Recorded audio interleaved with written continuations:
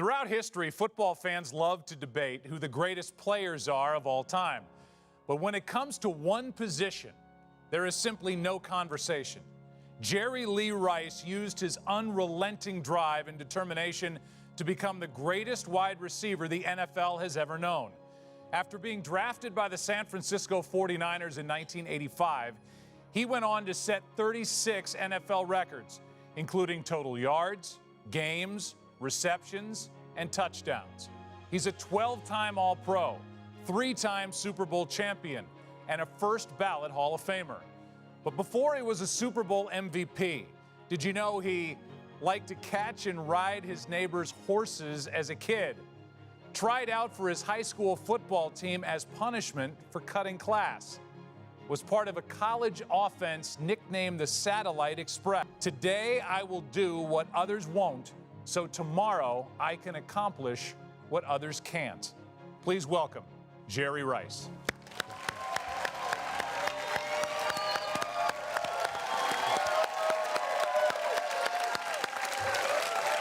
How you doing? Good, thank you.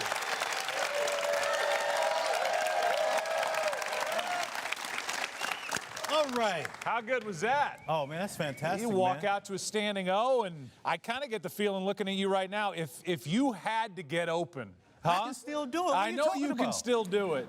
I can run routes. I can catch the ball. I can read defenses. Oh, I know. I believe that. You still work out? No, you're looking at me like you don't Well, believe me. I'm taking in the outfit is what I'm doing. Okay. That's a nice outfit. Always dressed to impress. I know. I try my best. I try my best. And that started early.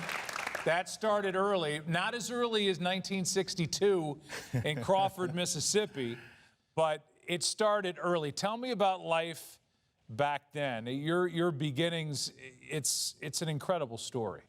This started for me a long time ago, and during the introduction, you talked about riding horses, in the pasture and all that. And when I was, a little kid, I would just run. And I could have been Forrest Gump, to be honest with you. Yeah, because I was just running, and I didn't know why. But I was preparing myself and getting myself ready for the NFL. Your dad, Joe, was a bricklayer. Yeah. What kind of household did you grow up in? Was it tough love? Was it, if you stepped out of line, what kind of discipline? Tough. Very tough love. And my father, he would discipline you if you did something wrong. But my father also, he was very loving, and very encouraging, because he taught me the meaning of hard work and dedication. That you should always go out and you should always give 100%. But it was tough around the household. I had 5 brothers, I had 2 sisters, and my father and my mother, they just taught me that, you have to earn everything. And you shouldn't take any shortcuts. You should work for it. So we're looking at a picture here, and when I say tough love... He's a big man. I was going to say... Scary, ain't it? Intimidating. Yeah, I wouldn't... I mean, the discipline could not have been fun. No, not at all. It was very painful. It was. Yeah. That's something, and maybe it's not politically correct to talk about in 2016, but it is something that a lot of people that have sat in that seat over there... Yeah. In the short history of this show, all have in common. They had parents, and if they stepped out of line, they were corrected. Well, my kids know. I can look at my kids a certain way, and they know they better straighten up. Right. Yeah, and my father used to do the same thing, to us. He could just look at us, he'd give us that stare down, and we knew that we had to change our behavior. It's funny, what we like to do is obviously walk down memory lane and go back to your beginnings. There aren't a ton of pictures from your childhood because... Thank God. Well, yeah, but it costs money. I mean, you were a poor family, but I know without even having asked you, you weren't probably aware that you didn't have a lot because you had what you had and you made it work. And you had hardworking parents that surrounded you with love, and brothers and sisters that did the same thing. And I think that really, that made up for so much because, to have parents like that, that's very loving. And, I didn't have the designer shoes, the tennis shoes, the blue jeans, the suits and all that. But, you know, I think my parents really, you know, just taught us that sometimes the less you have can be more rewarding. And, you know, just growing up in Mississippi and not being in a big city, I think it really helped me a lot because I didn't get into too much trouble. Yeah, I mean, we're talking about Crawford, Mississippi. There Very weren't small. paved roads, no stoplights. And I used to run those roads. If I would go to work with my father, he would drop me off at school. Then after that, I had to run probably about 5 miles to get home. And it was dark. And being in Mississippi, you know, you just got trees and you got darkness and you don't have lights or anything like that. So you're running through the woods. I'm running for my life right now because you wouldn't believe, you know, when you are out in the woods, the sounds that you hear. And they're not all good. Yeah. And that's something I went through, but it just taught me just how to appreciate everything and just to, you know, really work hard. I said your dad, Joe, was a bricklayer, and the 8 kids formed a supply line, and you guys were throwing bricks, and that's how you developed your hand. We had a tradition. We had a chemistry, and everyone had a very important part. Were you in a specific spot in the line? Because I would be up on like the scalpel. Yeah. And the scalpel might be 20 feet in the air. And we still got to be able to toss the bricks up a certain way. So my brothers, we came up with this concept. We could throw 2 bricks up, and they would separate and be able to just snatch them out of the air. So there's that myth of me learning how to, you know, catch footballs from catching bricks. And you didn't want to slow Dad down either in the line. Because I didn't want to get whipped.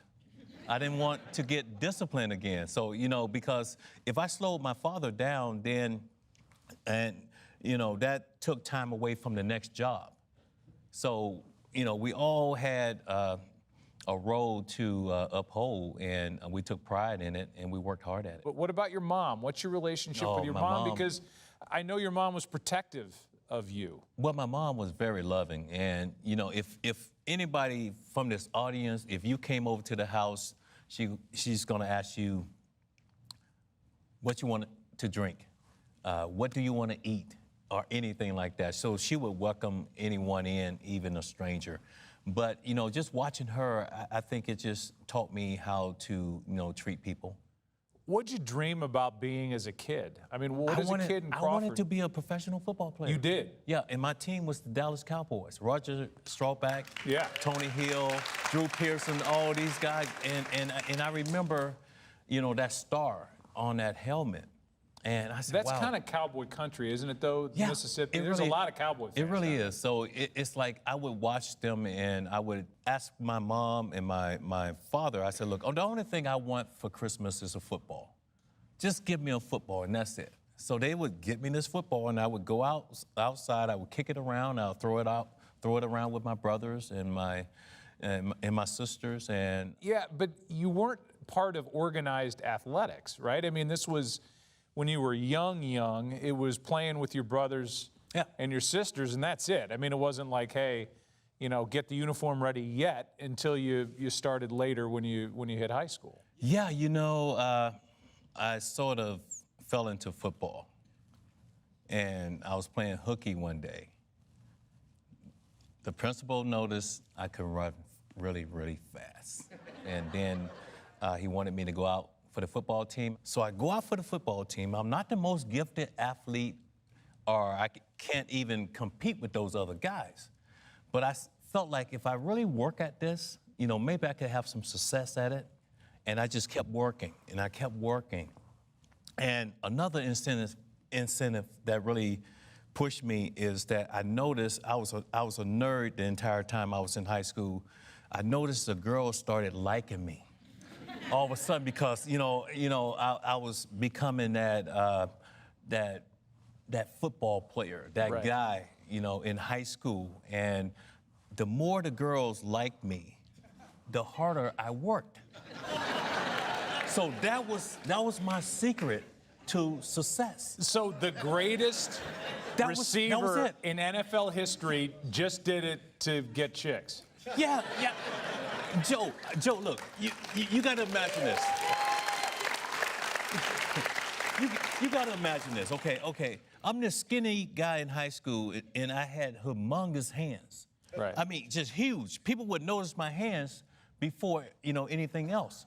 Right. So I was embarrassed by that, and I always had my hands in my pocket. And, so they wouldn't, comment or say something about, the size of my hands. So the girls, man, just going out there catching the football and just running around and scoring touchdowns.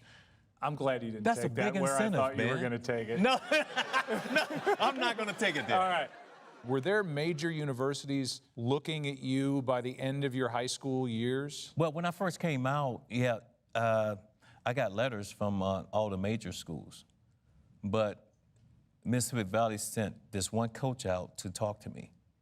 And that goes a long way in Mississippi. I mean, anytime you can look a person straight into, their soul, or you can shake their hand or something like that, it goes a long way. But I got letters, and I decided to, go to Mississippi Valley because of Archie Cooley. Archie Cooley was doing something special because the ball was going to be in the air 90% of the time. And, that really gave me, an opportunity where I get exposure, not only for me, but for my teammates and what we were able to accomplish at Mississippi Valley State. They called it the Satellite Express. Yes, sir. Because the ball was always in orbit. Oh, yes, sir. That's got a nice ring to it. I loved it because you see a lot of this happening in the NFL now with Chip Kelly, the up-tempo offense and all that. That's something we did a long, long time ago. And the ball was always in the air. The satellite, Todd, they used to call me Jerry the World Rice. And I don't know how they came. Call out teammates, right? If you didn't think guys were working as hard as you were, you'd get on them. I really thought it was important to be a leader. A leader, and you don't have to just call those guys out in front of the entire group.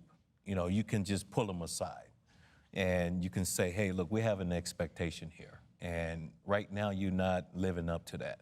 You have to work hard every day. You have to dedicate yourself. You got to be able to help this team out.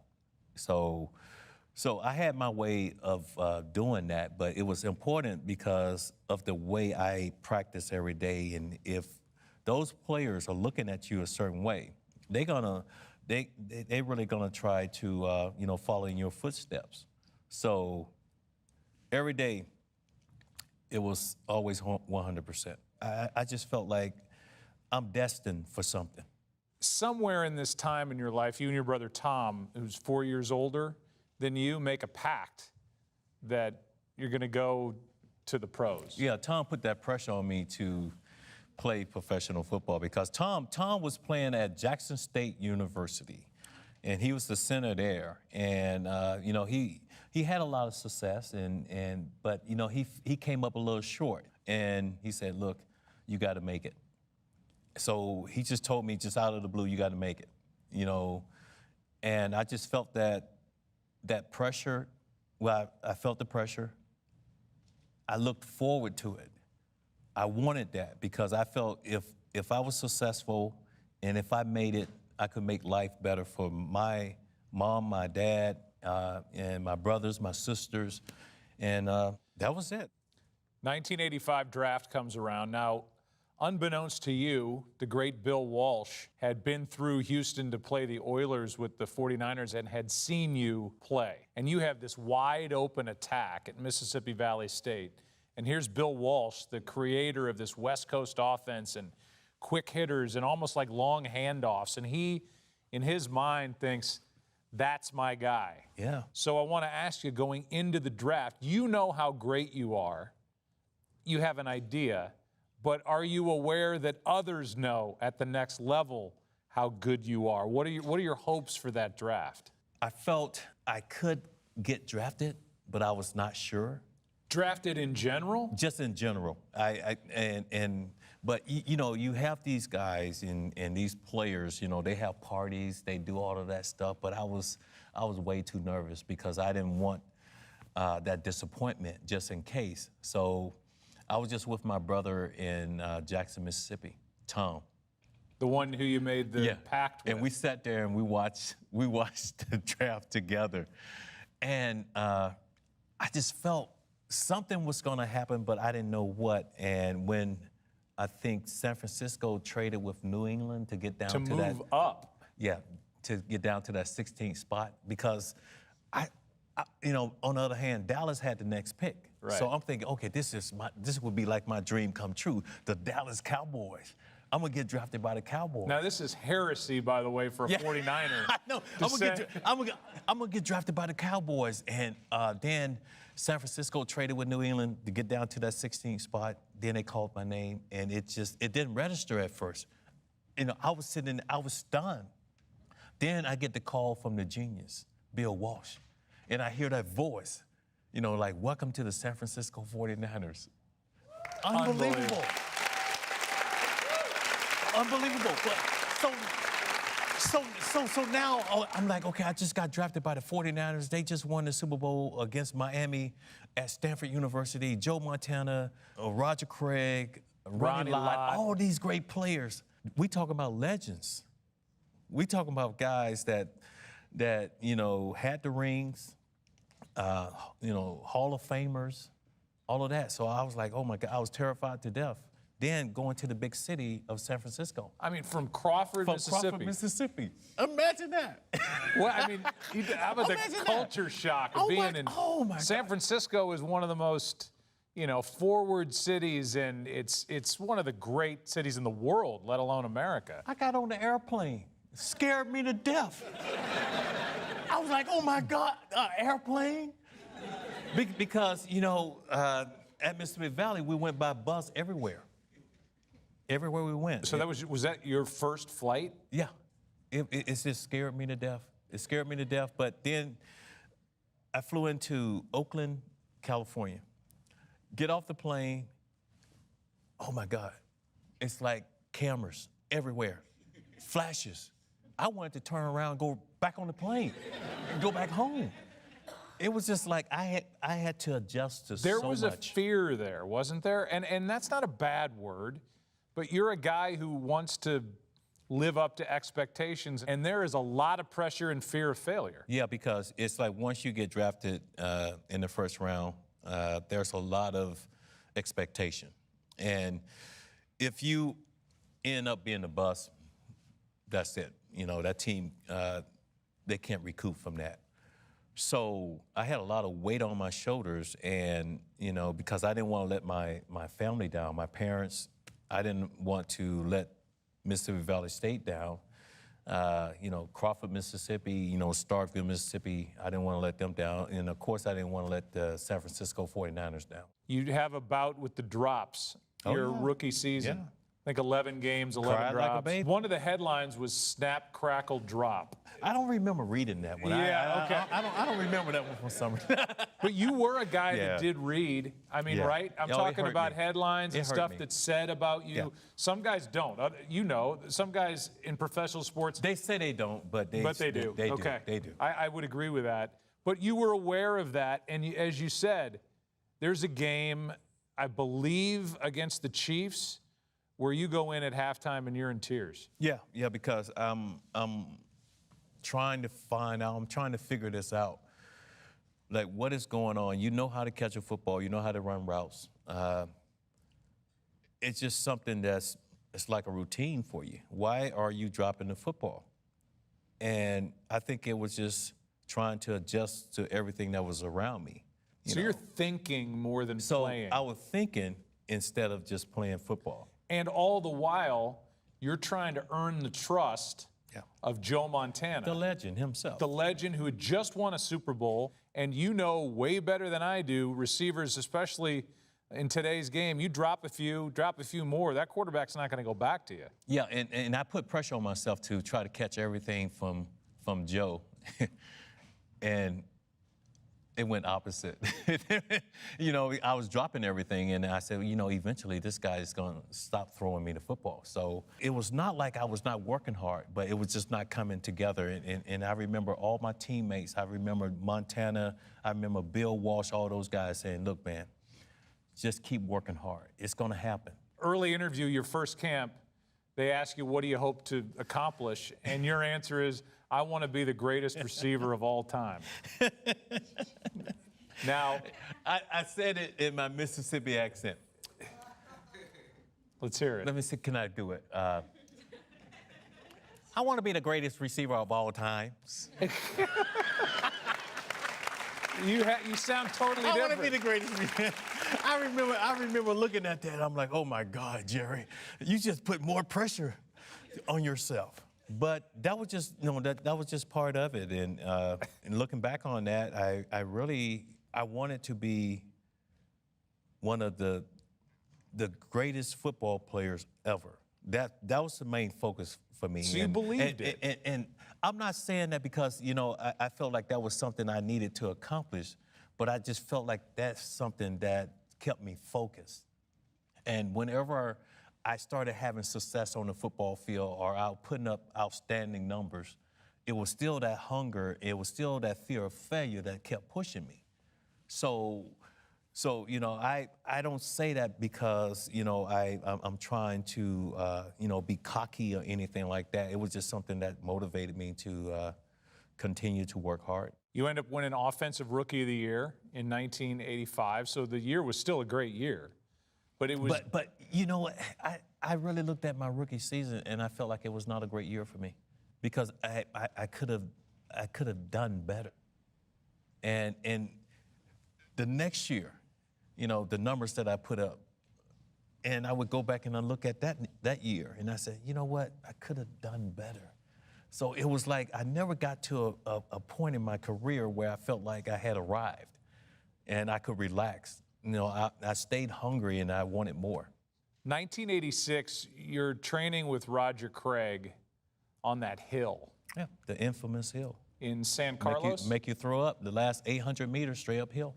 Many as the next guy on the list. That's incredible. I give the credit to my teammates, the way we were able to rally around each other. And, in 12 games, 21? 22. 22? 22. Wow. And you're the MVP. Joe, I don't even know how to explain that because it's almost like you just going out to play the game. You're going out to play the game. You're going to do something that you really love doing, and you pour your heart into it. We've talked a lot about you, but how important is a Super Bowl title for you at this point, team-wise? Everything. And, you hear guys talk about, they're not going to let the Super Bowl dictate their, career. It was all about winning. In 1988, you end up in Super Bowl 23. You take on the Cincinnati Bengals. Oh, scared to death. Really? Yeah. It all came back. Yeah. All the fear. All the fear. But the thing about fear, it brought the best out of me. It was something, because I didn't want to let anyone down, but it brought the best out of me. Yeah, you have all the butterflies during the night. Can't sleep. You can't sleep. So I'm up all night long because I'm processing all of these plays. I'm getting myself ready. I can't sleep. The next day, we have a meeting in the morning. Then the game is around like 6 late that evening. And I can't eat all day long. So you haven't slept and you haven't eaten. No. And you're going to play the biggest game of your life. Yes. So you got to be able to channel everything, and you got to be able to calm your nerves, and you got to be able to look at the surroundings and see what's happening, but not get caught up in it. So my thing, when I went into the big game, the way I breathe, doing warm-ups, the way I run my routes, the way I come out of my cuts, I'm getting a feel for exactly what I'm gonna do during the ball game. So, but it's like once that ball is kicked off, it's time to go to work. I mean, this is what you have worked for your entire life, everything comes down to one game. And it's like, who's going to go out and play their best football on that given day?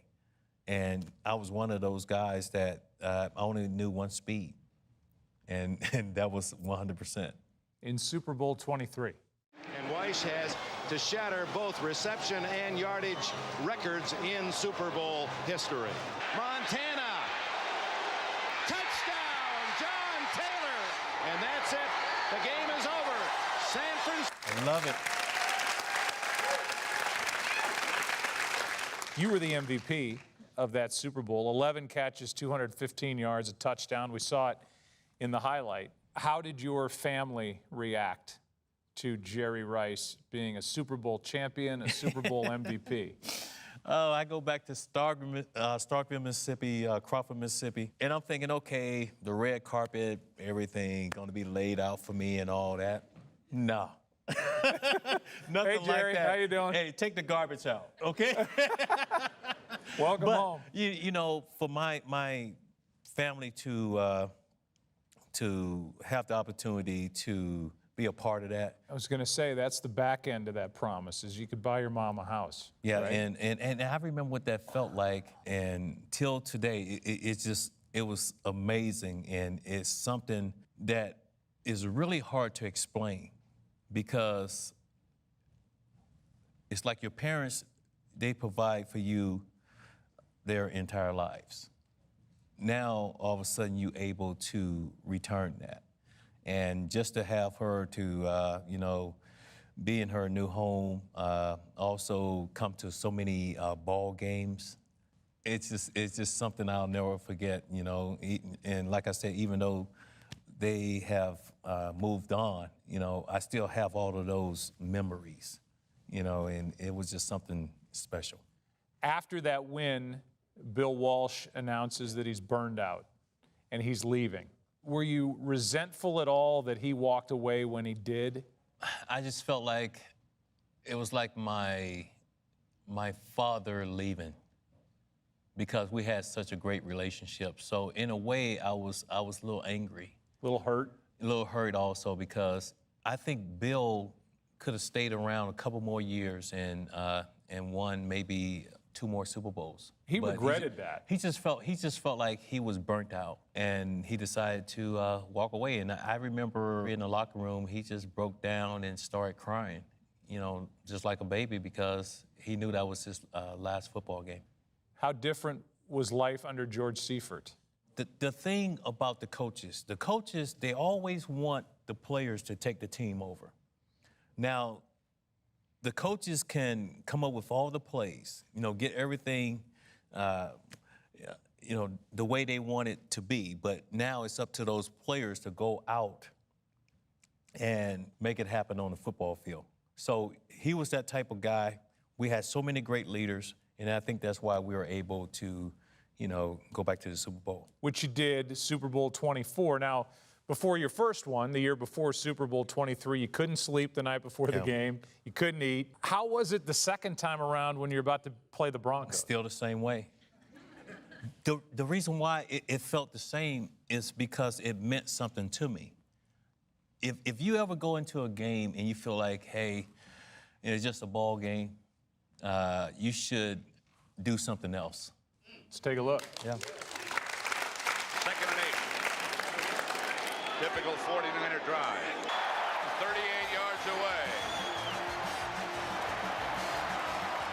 Final score again. The 49ers 55, the Denver Broncos 10. You know, That first one, you beat Carl Mecklenburg, for God's sake. Okay, guys, on that first play, I was not even a primary receiver. I was like the third guy. So Joe goes through his reads. And so he looks to the right, first guy is covered, second guy, then he came back to me. Now that gives me, you know, that tells me I need to uncover. So I uncovered, I caught the ball, and I got hit. And the thing Bill Walsh talked about all week long, he said, look, these guys, they like to deliver a blow, but they don't. I love talking to quarterbacks when I go through the league and receivers about that unspoken language that you have when you have a relationship like that with a signal caller? So in this case, Joe Montana. There were times, I would imagine, where the slightest glance, Oh, yeah. Yeah. the little wink, the little whatever it is, as you're out at your position, you two are speaking without speaking. I know when I go around and I do talks, guys, I always say this and I joke around about it. I say if Joe was a female, I would date him. Big time. Because we had such great chemistry that way. Joe could look at me a certain way, and I knew, just eye-to-eye contact. Joe, why are you looking at me like that? I'm not interested. I'm happily married, not interested. I know that. But, it's like as a receiver, I'm just like a quarterback on the field. I have to be able to come to the line of scrimmage. I have to be able to read the defense. I know when it's man-to-man. I know when it's zone. If it's man-to-man, it's like, okay, all I have to do is beat this defender on me. I beat him, I score a touchdown. So you guys are going for a three-peat, and the great Joe Montana goes down in the NFC Championship game that third year, which would be 1990, against the Giants. That was hard because you look at a player like that, and you always feel like that player is going to get up. But Joe didn't get up from that hit. So he didn't get up from that hit. And all of a sudden, I'm like, wow. We talking about Jesus, and like Jesus in cleats. Right. All of a sudden, Jesus in cleats. He's down, and he's not getting up. But the guy that comes in is Steve Young. It sounds silly, maybe to the outsider, but Steve Young's a lefty. And this quick-hitting offense, balls rotating the other way, that was a big adjustment for you guys. Guys, I don't curse a lot, but I wanted to say WTF. Because the different spin on the ball, you would not believe the different spin. So everything. Had you ever caught a pass from a lefty? No. So everything that I had accomplished with Joe, I had to put that on the back burner. Now I have to work with Steve Young. And when Steve first came into the league, Steve was hurting me big time because he was running with the football. And Steve, he needed to throw me the ball. Right. He's running with the football. He was running up my back. So I'm like, Steve, you got to stay in the pocket. You got to become a pocket passer. This isn't how we do it around No, here. we don't do it, But it took a while for me to really adjust to that different spin. And I had an equipment guy that would throw me. He was a lefty. And doing every individual drill, he would throw me footballs. And I got used to that rotation. You find success with this guy through repetition and hard work. And he got used to my body language. So, we were able to, do some great things on the football. Maybe not dating good, but good enough. No, I think the chemistry was so good between us. He could have been my girlfriend too. Oh, really? Yeah. So I got 2 Hall of Famers. Yeah. Joe Montana, Steve Young. And guess what? I put both those guys into the Hall of Fame. Yes, you did. Yes, you did. That's true. No, we complimented each other well. And I always joke around about that. And Steve, he gets a chuckle out of that. But I think Joe, he doesn't like when I say that. Well, he did win before you got there, too. He did. So just talking about that dynamic, though, now Montana's not around. You are adjusting.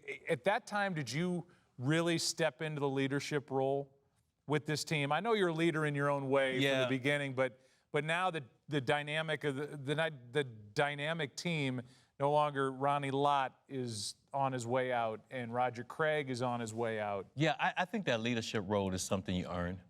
I mean, from players, how productive you are on the football field and how you conduct yourself during the week, and how you conduct yourself being a pro. So I feel like I was in that role. And now because of those other guys leaving, now it just put additional pressure on myself to just do all, to do the right thing.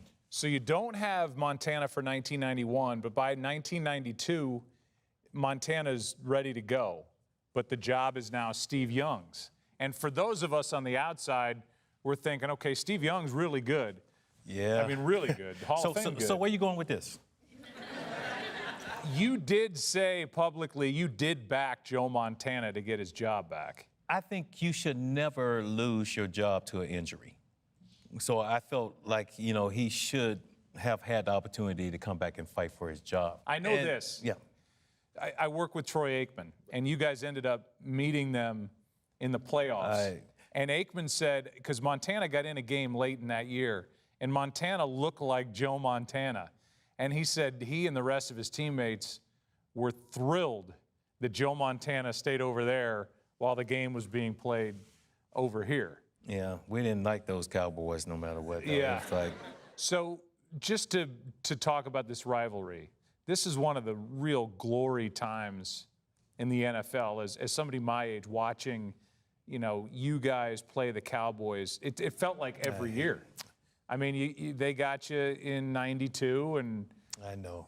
and that still, wasn't the only time. You know, it's still painful today, to be honest with you, because they really took something from us that really, it hurts. And I'm sure we did the same thing to them.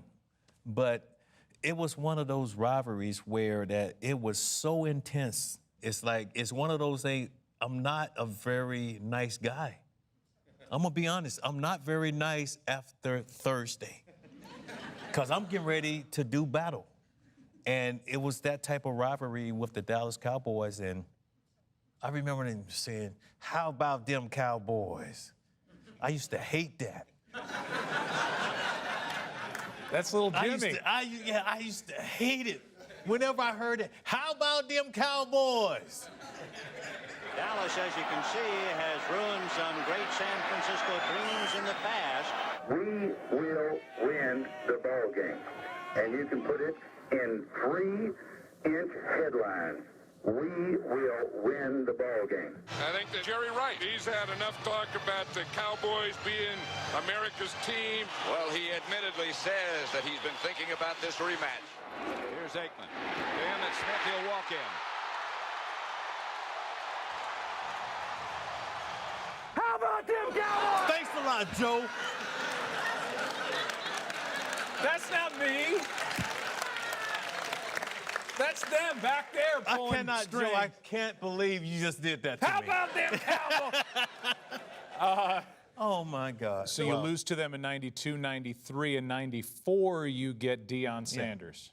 Prime time. Prime time. Yeah. What was your relationship like with Deion Sanders, who, in essence, your organization brought in to beat the Dallas Cowboys? We needed a shutdown corner, and prime time, he was the guy. But, along with Deion Sanders, there's a lot of, because there was a lot of people around him and stuff like that. I think with Deion, he came into the 49ers, and he looked at the standard, the way we practice, and he caught on. So he started, he was still being prime time, but he worked a little bit harder, and he was that missing piece that we needed to beat Dallas. Which happened in that 1994 season in the NFC Championship game. Oh, yes. Those are the type of battles that you live for. And, to have him come on board and be that missing piece to help us, get to the Super Bowl and win it, it was, fantastic. But there was a little controversy in there because you did make mention that some guys were out running around that week and you were there to win a game. I think Deion might have been one of those guys. We heard about it the next day.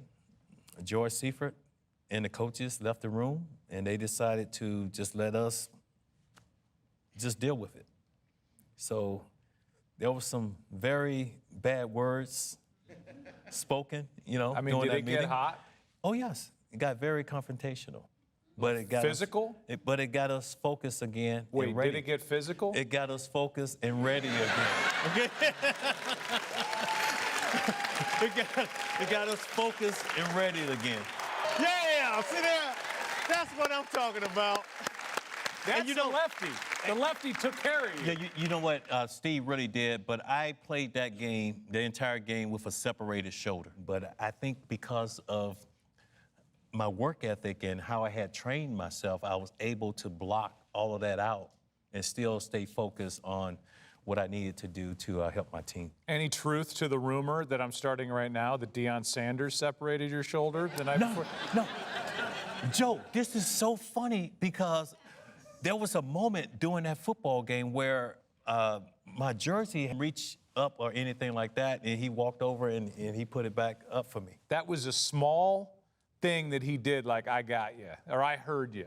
I remember when Deion, when he was with the Atlanta Falcons, we did so many battles so many times, and it was real nasty, and I didn't like him, he didn't like me, but at that point right there is when I was like, okay, Deion, you might be a cool dude, you might be okay.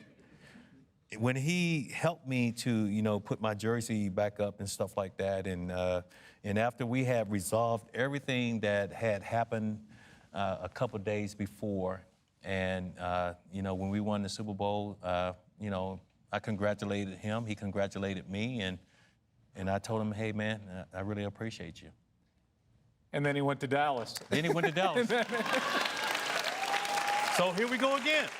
By the way, Steve Young tells a story that right after you guys win the Super Bowl, he's at Candlestick getting something in the locker room or in the offices there.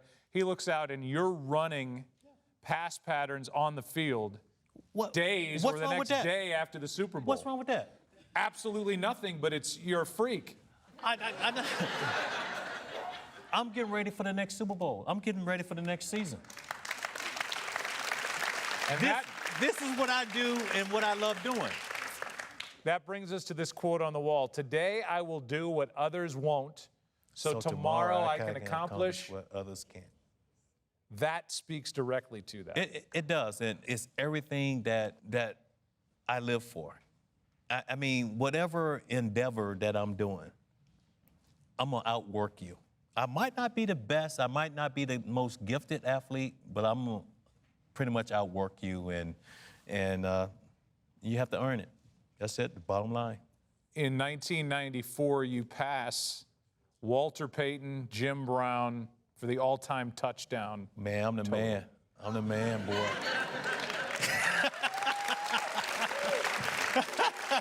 This kid from Crawford. Crawford, Mississippi. Crawford, Mississippi. Guys, can you believe that? Crawford, Mississippi. I mean, Jim Brown and Walter Payton, it doesn't get any better than that. Let's watch it. Let's watch it. I mean, everything. Thank you, guys.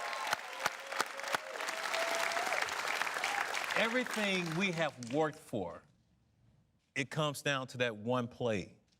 And the offensive line, the running backs, everybody plays a very important part. And to be able to celebrate that with my teammates is like, it's just something I'll just cherish for the rest of my life. Well, 1997, Steve Mariucci comes in, and that's when you're getting this major shift as some of these younger receivers start coming in too, right? Now, yeah, those knuckleheads. Right. Yeah. You got J.J. Stokes. Yeah, and they're hungry. And they're hungry, and a guy named Terrell Owens. Terrell Owens, yeah. So these two guys come along, and they're really good. And here's Jerry Rice, and all of a sudden, and you've seen the business side of the NFL. Your best friends have come and gone. Joe Montana got traded. Yeah, he got traded. That's really the business side of football, and I knew it was going to happen. If it happened to Joe, I knew it was going to happen to me. It happened to Ronnie, a lot of great players. So, but now we're on a collision course in 2000 for the end of Jerry Rice and the San Francisco 49ers. Mm-hmm. And it comes down to the end of the year, a game against the Chicago Bears. It's your... Oh, where Terrell Owens caught like around 20 balls? Yeah. And Steve Mariucci, he said, well, I didn't realize he caught so many balls. I said, yeah, I did. Because the ball was not coming my way, but it was just... This wasn't a Kobe Bryant send-off with the Lakers. No. Pass it to Kobe and just watch. This was, you're in this game against the Chicago Bears. They know the ball is going to go to you. This is it for Jerry Rice in San Francisco. They double cover you. and they forget about Terrell Owens, and he catches 20 I guess to set a record. that was the strategy, but I don't really think that was the strategy. It was just meant where I couldn't have a big game on that given day.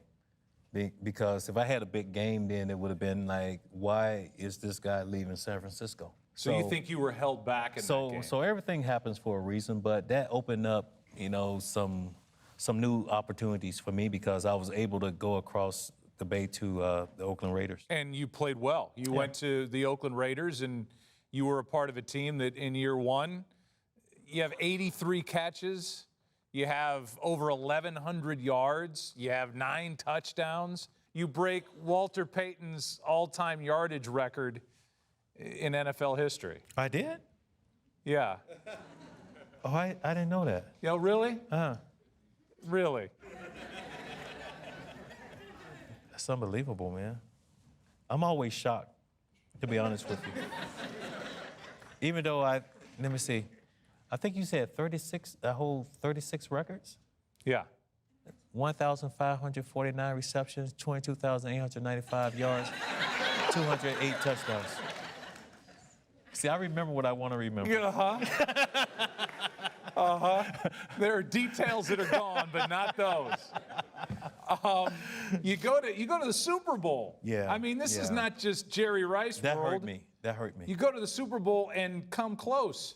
That's not good enough, though, to come close.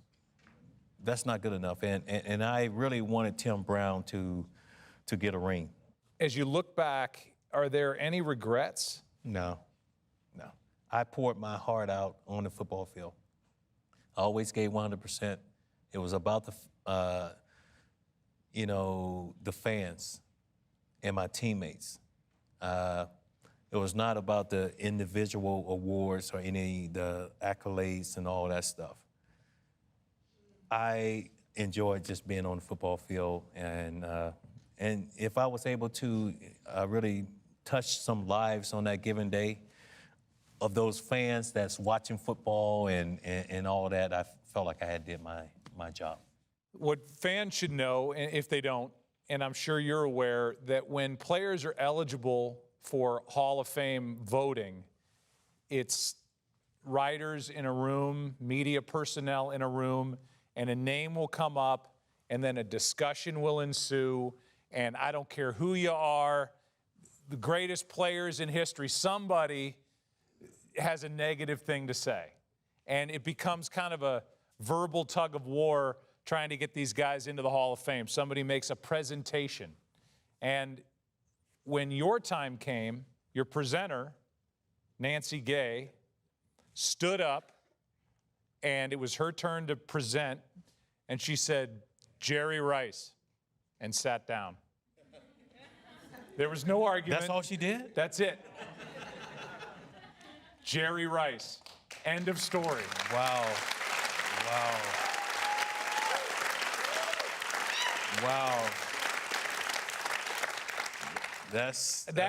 For people that have been in the room, they will tell you that's the only time that's ever happened.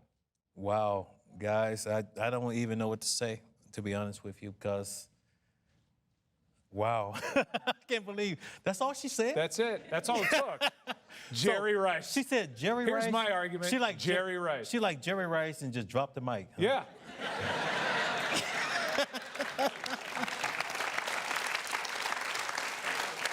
How great was it to have your mom at the Hall of Fame induction God. I mean, ceremony? To have my, mom there, my brothers, sisters, to share in that, that was like the ultimate, because that's the ultimate group, is to get into the Pro Football Hall of Fame. And it's only a certain number of guys that get an opportunity to live that dream, and to have my parents there, my kids and all that. It's just something I'll never forget. So it's like I'm living a dream right now, and I just can't believe, what I was able to accomplish. What's next for you? What do you got cooking? Oh my God, so many opportunities, and Steve and I, we got the 8 to 80 zone where we we do stuff in like a high-risk, community like Palo Alto, and we went in there, we built this media center for these kids. These kids can mix music, they can create videos, they can learn how to become a broadcaster. Talking head. Yeah, all of that. So, it's just that I think the sky's the limit, and I'm having a great time, and I'm just gonna keep having that fear of failure to push me. Well, yeah, it's great. Yeah. You can't fail at these. These are unseen questions by me. They're produced by the staff. They're fun questions. Uh-oh. There's no right or wrong. There's no fear of failure that needs to happen here. But this is how we end the show. Okay. Would you rather be able to read anyone's mind or know their future? Well, let me see. I think know their future. Would you tell them? I probably wouldn't. And the reason why I say that, certain things you just need to just let it just play out, because I never knew exactly my future. If somebody had told you back in Crawford, Mississippi, oh, by the way, I know your future and you're going to be the greatest receiver of all time. I would have never believed that. And it may have changed how you worked.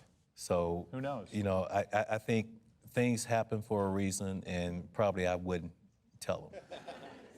Would you rather lose your wallet or lose your cell phone? I think rather lose my cell phone. Yeah, my wallet, that's all my valuables and stuff like that. I mean, this is a guy, you kept all your money at one point in a cassette deck in your car, is that right? Hey, shh, don't tell everybody Okay. that, man. You don't still do that. Now, you know what, I That'd be did, a hell of though. a big cassette deck. I really did. I was country. I'm sorry, guys, I was country. Who we have before you and before our television audience is a person who grew up in Crawford, Mississippi, beat all the odds, worked his tail off to become somebody that when they met to determine who was going into the Hall of Fame, all they had to say were 2 words: Jerry Rice, the greatest ever. Thank you. Thanks for being here. Thank you, man. What's up, baby? What's up?